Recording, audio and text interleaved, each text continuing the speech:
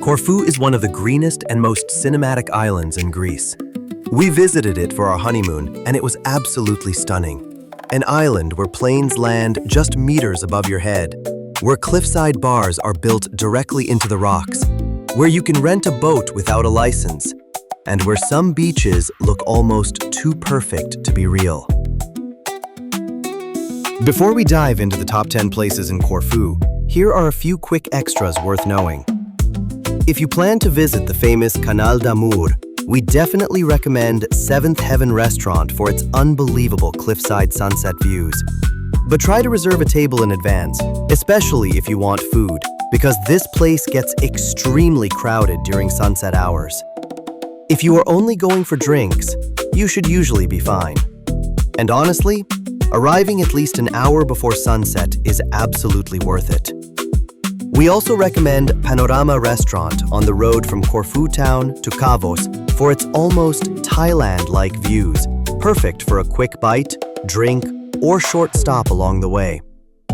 As for Kavos, it is definitely Corfu's most famous nightlife destination. We are not really party people ourselves, but we still genuinely enjoyed staying there and had a surprisingly nice evening, despite some of the horrible stories people often say about the area.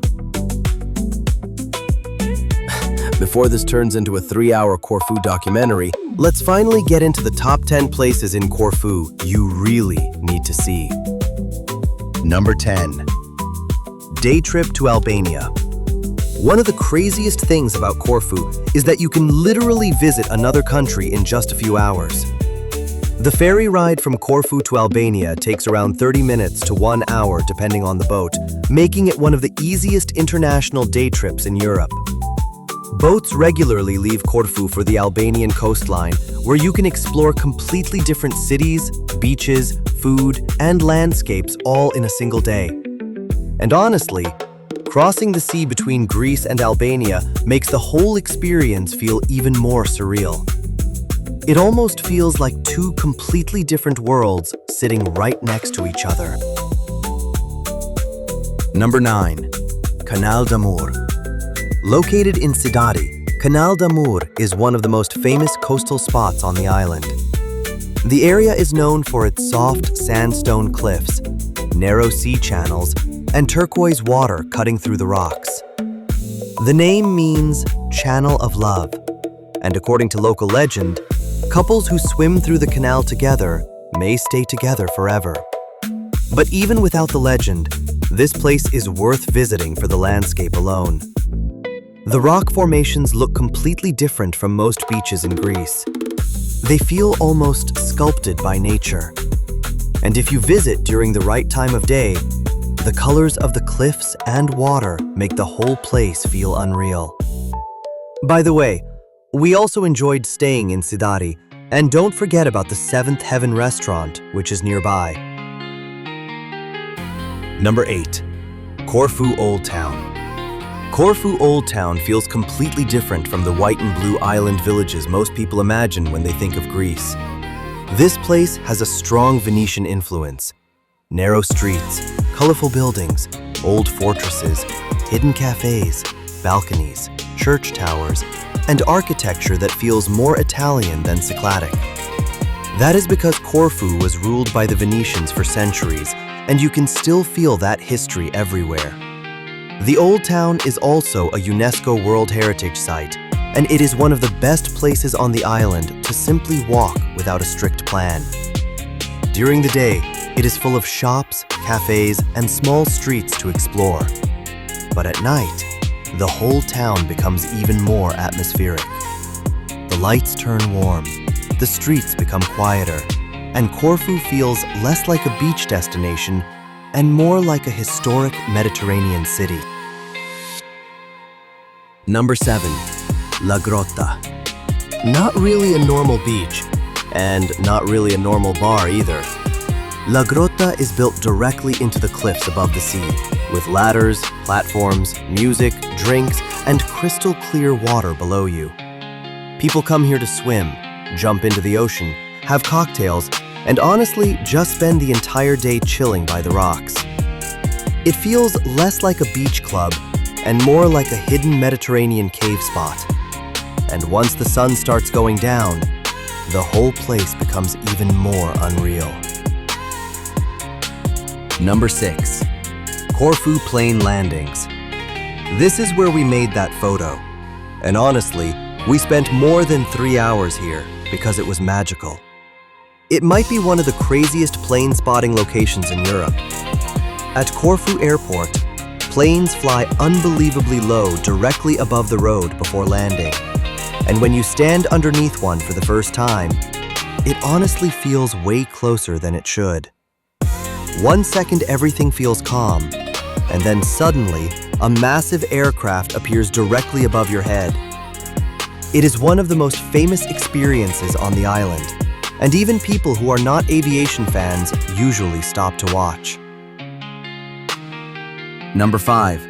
Renting a boat at Alipa Beach. One of the best things about Corfu is that you do not need a license to rent a small boat here, and it is actually very easy to drive. Or should I say, sail. From Alipa Beach, near Paleokastritsa, you can drive your own boat along the coastline, explore hidden caves, find tiny beaches, and see parts of the island that are almost impossible to reach by car. And honestly, seeing Corfu from the water completely changes the experience. The cliffs look bigger, the water looks even clearer, and the island suddenly feels much more wild and untouched. Number 4. Cape Drastis. Cape Drastis is one of the most visually unique places in Corfu. This part of the island is known for its white cliffs, narrow rock formations, and bright blue water. From above, it looks almost like the coastline has been carved into the sea. The shapes are strange, the colors are dramatic, and the whole area feels wilder than the more touristy parts of the island. This is one of the strongest drone locations in Corfu. If you want that, "how is this real?" type of shot, Cape Drastis is one of the best places to get it. It is not just a beach, it is a landscape. And that is why it deserves to be high on the list. Number 3. Paleokastritsa. Paleokastritsa is one of the most famous and beautiful areas in Corfu. And honestly, it deserves the hype. The water here is incredibly clear. The coastline is full of small bays, green hills, rocky cliffs, hidden caves, and boat tours that take you into places you cannot easily reach by land. This is also where Alipa Beach becomes useful, because from this area, you can rent a small boat. Paleokastritsa is also home to a monastery with beautiful views over the sea. So in one area, you get beaches, boats, caves, history, and some of the clearest water in Greece. Number 2. Porto Timoni. Porto Timoni is probably the most recognizable beach in Corfu from above. It is famous for its double beach shape, with 2 different bays sitting back to back, separated by a narrow strip of land. From the viewpoint above, it looks almost unreal. 2 beaches, 2 colors of water, green hills, and the Ionian Sea on both sides. Getting there requires a 20 to 30-minute hike, and it can be hot and dusty depending on the season, so be prepared with water. But once you reach the view, it is one of the most rewarding sights on the island.